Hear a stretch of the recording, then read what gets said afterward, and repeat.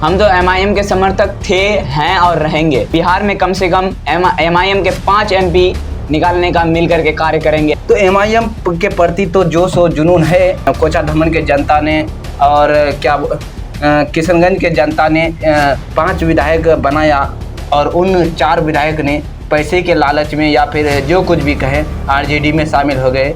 तो इसको लेकर जनता तो नाराज है। और इस बार क्या आपको लगता है कि जनता एमआईएम पार्टी को वोट करेंगे?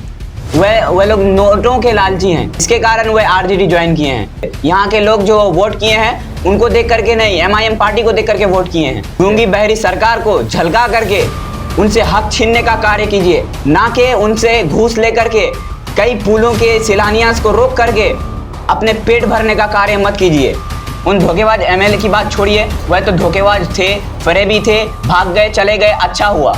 जो बीते विधानसभा चुनाव हुआ उसमें राष्ट्रीय अध्यक्ष असदुद्दीन अवैसी साहब किशनगंज के अलग अलग प्रखंडों में जाकर रोड शो कर रहे थे, हेलीकॉप्टर लेकर अलग अलग प्रखंडों में आ रहे थे और वहाँ पे वो बयान दे रहे थे कि हम यहाँ पे अवैसी हॉस्पिटल बना देंगे, अवैसी स्कूल बना देंगे। लेकिन अब तक तो हमको यहाँ पे कुछ नज़र नहीं आ रहा है। और बोला था कि सीमांचल में एक एयरपोर्ट बनवा देंगे, लेकिन कुछ दिखाई नहीं दे रहा है। इसको लेकर क्या कहेंगे? कहाँ वहाँ विकास नहीं हुआ है? हमको दिखाइए, चल के दिखाइए हमको कहाँ विकास नहीं हुआ है। इतने बड़े पुल का शिलान्यास किया गया, राष्ट्रीय अध्यक्ष साहब आए, वहाँ पे पुल का शिलान्यास हुआ, क्या नहीं हुआ है अमोर में, ये दिखाइए हमको। कितने दिनों तक आपके अंदर जख्म भरा हुआ रहता है, जब भी याद आता है आप रोने लगते हैं। इसी तरह एमआईएम को भी तोड़ने का कार्य किया गया, सबके दिलों में चोट पहुंचाने का कार्य किया गया। अस्सलाम वालेकुम दोस्तों, एक बार फिर से स्वागत है आपका द KN यूट्यूब चैनल में। और ये एक न्यूज़ चैनल है। तो आज हमारे इस न्यूज़ चैनल में खास मेहमान है कोचाधामन के रहने वाले मुज़क्किर हबीबी साहब। तो उनसे जानेंगे देश के हालात के बारे में और आगामी 2024 लोकसभा चुनाव के बारे में। तो चलिए उससे सारी जानकारियां लेते हैं। तो मुज़क्किर हबीबी साहब, आपका हमारे इस न्यूज़ चैनल में स्वागत है। सबसे पहले तो मैं यही कहना चाहूँगा कि आप इतने बड़े न्यूज़ चैनल में मुझे आने का मौका दिया और अपनी बातों को आगामी 2024 लोकसभा चुनाव को लेकर अपनी बातों को रखने का मौका दिया। इसके लिए मैं आपका तहे दिल से शुक्रगुजार हूँ। तो सबसे पहला सवाल आपसे हम ये करेंगे कि जो मौजूदा हालात है देश का, उसको लेकर आप क्या कहना चाहते हैं? हमारे देश की मौजूदा हालात तो अभी आपको भी बेहतर पता होगा कि हमारे भारत के मौजूदा हालात बहुत ही ख़राब चल रहे हैं। अभी फिर से मोदी साहब जो हैं हमारे 2000 रुपये के नोटों को बंद करने का फ़ैसला लिए हैं। ये हम सोचते हैं कि ये कोई अच्छी फ़ैसला नहीं है, इससे देश को घाटा होगा जहाँ तक कि फ़ायदा नहीं होगा। तो बहुत लोगों का कहना है कि 2000 का नोट बंद होने से अच्छा ही होगा, क्योंकि 2000 का नोट जिसके पास होता है, अगर एक गरीब कहीं पे अगर काम करता है उसको 2000 का नोट मिल गया तो वो छुट्टा करने में परेशानी उसको होती है। तो इसको लेकर आप क्या कहेंगे? परेशानी तो यहाँ भी है ना। देश की पहले पुल व्यवस्था को संभालिए, रोड व्यवस्था को संभालिए। यहाँ 2000 रुपये के ही 2000 रुपये को ही लेकर के पड़े हुए हैं। क्यों? खाली नोट को लेके पड़े हुए हैं। नरेंद्र मोदी साहब नोट को लेके पड़े हुए हैं। यहाँ के देश में कई पुल बने हुए नहीं है। यहाँ देख लीजिए कहाँ कहाँ पुल बने हुए नहीं है, उनको पहले संभालिए। पहले 2000 रुपये के नोट को लेके बैठे हुए हैं। तो मुज़क्किर हबीबी का ये कहना है कि देश का हालात ख़राब है और हमारे जो मोदी सरकार है वो नोटों को लेकर पड़े हैं। तो अगला सवाल आपसे ये करेंगे कि आगामी 2024 में लोकसभा चुनाव होने वाला है, तो आप किस पार्टी का समर्थन है और किस पार्टी को वोट करेंगे? हम तो एमआईएम के समर्थक थे, हैं और रहेंगे। इंशाअल्लाह अगर बच के रहेंगे तो इंशाअल्लाह एमआईएम को वोट करेंगे और बिहार में कम से कम एमआईएम के 5 एमपी निकालने का मिल करके कार्य करेंगे और मैं उनका समर्थक बन करके हम कदम चलने का कार्य करेंगे। बिहार में आरजेडी पार्टी है, जेडीयू है, भारतीय जनता पार्टी है, उसके बाद एमआईएम पार्टी है। तो आप एमआईएम पार्टी को ही क्यों समर्थन करते हैं? एमआईएम पार्टी हक और सच्चाई की बात करती है और कई विकास कार्य किए हैं। जैसे महाराष्ट्र में सिर्फ एक ही एमआईएम के सांसद हैं जिनका नाम इम्तियाज़ जलील साहब है और वह देखते हैं कि अपने सांसदीय क्षेत्र में कई अच्छे कार्य किए हैं। इसीलिए मैं एमआईएम का समर्थक हूँ। लोग कहते हैं कि एमआईएम पार्टी एक ऐसा पार्टी है कि एमआईएम पार्टी में विकास की बात नहीं होती है, सिर्फ उसमें हिंदू मुस्लिम की बात होती है।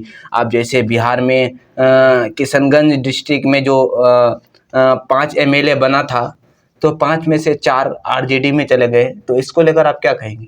उन लोगों के बारे में तो मैं कुछ ज़्यादा कहूँगा नहीं, लेकिन मैं यही कहना चाहता हूँ कि वह लोग नोटों के लालची हैं। एमआईएम को इसलिए छोड़े हैं क्योंकि उनको नोटों का गड्डी का अंबार मिल गया है, इसके कारण वह आरजेडी ज्वाइन किए हैं, वरना फिर वो एमआईएम को छोड़ने वाले नहीं थे। यहाँ के लोग जो वोट किए हैं उनको देख करके नहीं, एमआईएम पार्टी को देख करके वोट किए हैं।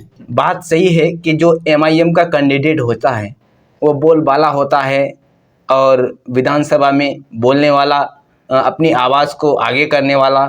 तो हम देखें कि 4 विधायक जो अभी आरजेडी में शामिल हो गए हैं, वो लोग विधानसभा में पीछे सीट में बैठकर सो रहे थे। इसको लेकर आप क्या कहेंगे? इसको लेकर मैं यही कहूँगा कि जब तक वह एमआईएम में थे, जब तक थे एमआईएम में, तब तक तो वह बड़े बड़े स्टेजों में जाकर भाषण दिया करते थे बहुत अच्छे से। लेकिन आरजेडी ज्वाइन करते करते क्या आ गई उनके अंदर ऐसी खामी कि जो विधानसभा में जाकर के सोते हैं।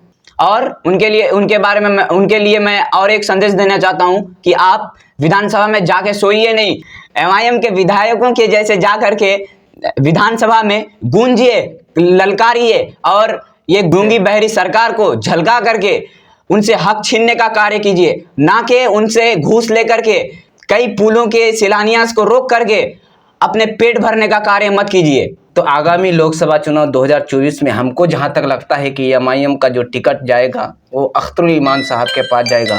एमआईएम का टिकट तो हम चाहते हैं कि अख्तरुल ईमान को ही मिलना चाहिए, क्योंकि सीमांचल में एक वही ऐसे नेता हैं जो सीमांचल को संवार सकते हैं, सुधार सकते हैं। तो यहाँ की जनता का जो कहना है, किशनगंज जिला के जनता का कहना है कि एमआईएम सिर्फ मुसलमानों के पक्ष में बात करते हैं, हिंदू के पक्ष में बात नहीं करते हैं। तो इसको लेकर आप क्या कहेंगे? नहीं, मैं तो ये कहूँगा कि ये सिर्फ कहने की बात है, मुँह माया है, यह मुँह माया है। आप देख सकते हैं कि भारत के कई राज्यों में हिंदुओं को पार्टी से जोड़ा गया और उनको पार्टी में बड़े बड़े ओहदे दिए गए। ये सिर्फ कहने की बात है कि एमआईएम सिर्फ मुस्लिम की बात करते हैं, मुसलमान की बात करते हैं, ये कहने की बात है, सिर्फ कहने की बात है। अगला सवाल आपसे ये है कि एमआईएम पार्टी इस बार लोकसभा चुनाव 2024 में बिहार में कितना सीट में चुनाव लड़ेंगे? हमें भी इसके बारे में कोई जानकारी नहीं है। आगे समय बीतता जाएगा और पता भी लग जाएगा कि एमआईएम के जो राष्ट्रीय अध्यक्ष हैं वह लिस्ट जारी करेंगे कि बिहार में कितनी सीटों में चुनाव लड़ना है और किन किन जिलों में लड़ना है, सब बाद में पता चल जाएगा।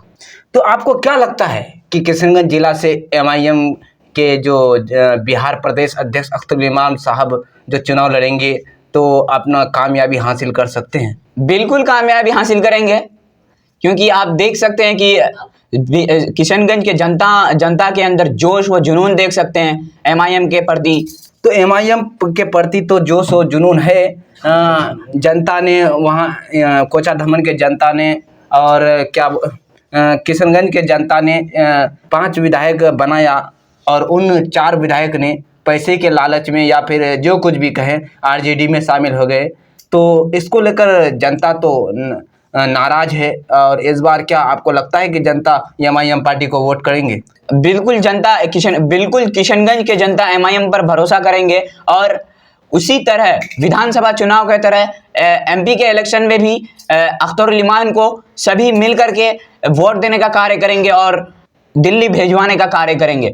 उन धोखेबाज एमएलए की बात छोड़िए, वह तो धोखेबाज थे, फरेबी थे, भाग गए, चले गए, अच्छा हुआ।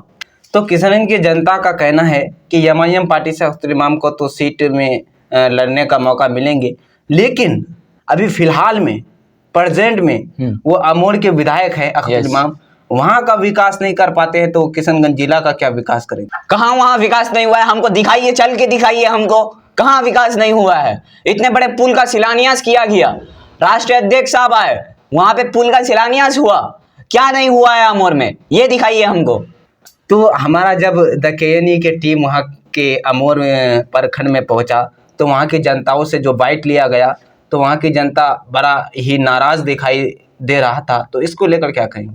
जानते ही आप हैं कि एमआईएम के सिर्फ और सिर्फ एक विधायक हैं बिहार में, तो एमआईएम क्या कुछ कर सकते हैं अकेले एक को लेकर के। आप जानते ही हैं बिहार में गूंगी बहरी सरकार चल रही है, जंगल राज चल रही है बिहार में, तो उसके तरफ से कुछ फंड मिलेगा तब ना कोई कार्य होगा।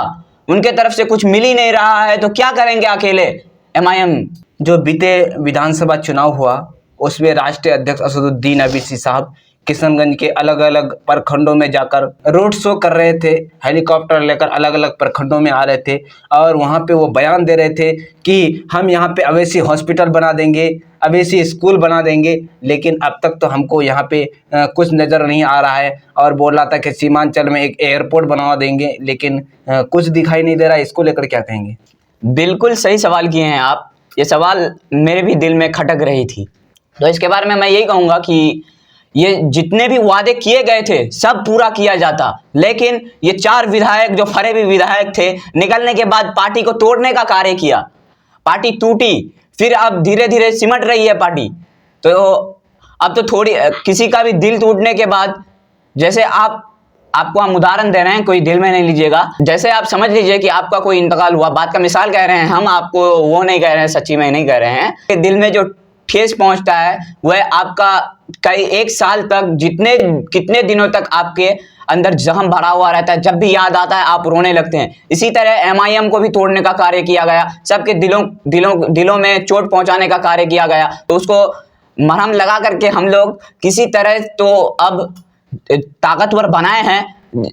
अभी आगामी लोकसभा चुनाव 2024 में अगर किशनगंज की जनता, पूरे बिहार की जनता साथ दे तो हमारे एमआईएम पार्टी को आगे बढ़ाने का सब मिलकर के कार्य करेंगे और इंशाल्लाह जितने भी वादा किए गए हैं सारे को पूरा किया जाएगा। तो अब आपसे आखिरी सवाल कि किशनगंज जिला के जनता को क्या मैसेज देना चाहेंगे एमआईएम पार्टी को लेकर या और किसी पार्टी को लेकर, या 2024 में लोकसभा चुनाव जो होने वाला है उसको लेकर क्या कहेंगे आप?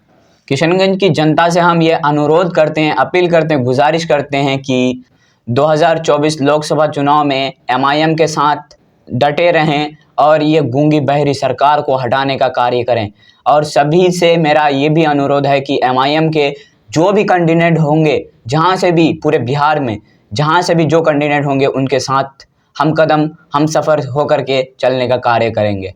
तो अब आपसे फिर एक सवाल हमारे दिमाग में आया कि जो भारत सरकार है उनके विपक्ष में जितनी भी पार्टियां हैं तो उन सभी पार्टियां अपने एक तरफ होने का ये कर रहे हैं और मोदी सरकार को हटाने के लिए विपक्ष एकजुट होकर इस बार चुनाव लड़ेंगे। तो क्या एमआईएम पार्टी भी शामिल है उसमें?